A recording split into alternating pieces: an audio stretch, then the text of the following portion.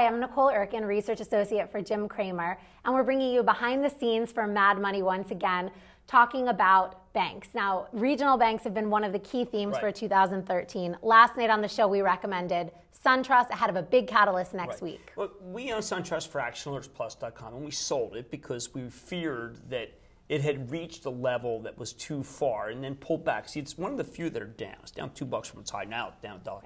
But the reason why I have liked Suntrust is because it was a shocker when it didn't pass last time. So when you look at the regional banks, they are hostage to housing.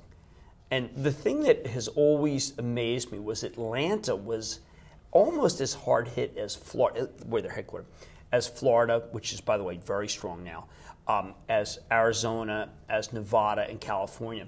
So and what people didn't realize is that this is a cyclical thing. Their housing market had gotten bad. Now the housing market's catching fire. They're in a bunch of states in the South. But this is one of the emblematic, they're going to be loaning again at the same time they can return capital. That's what I'm looking for from banks. I need a bank that grows and that can return capital. And Suntrust, because it was denied the chance to return capital before, now has the edge. So jumping on returning capital, if they pass these, if they get a good approval next week, the CCAR on March 14th, they will be able to potentially buy back about 5% of their shares, boost their dividend to 20% of payout, which brings it to a 2% dividend yield, which brings it very in an attractive level versus the treasuries, for example, which have not really done anything. Well, I think people have to recognize Suntrust was the Coca-Cola bank. They used to own a huge amount of Coca-Cola.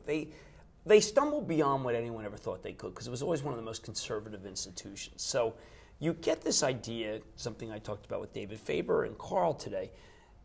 You get a bank that used to be great, that then became bad, that gets great again. A lot of the people who used to own Suntrust, they'll come back to it. They want to find a new name. Citi today, a new name.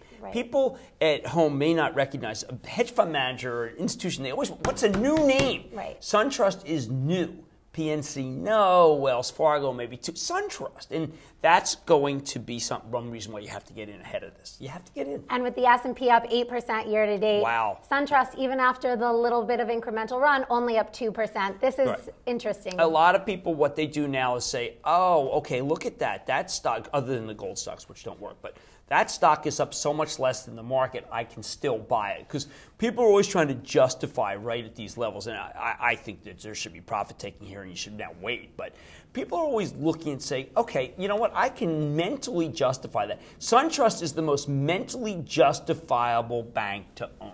Got it. So the bottom line is Suntrust, regional banking theme, up less than the S&P year to date, ahead of the catalyst March 14th CCAR. Is what you need to still buy a stock at these levels. Right.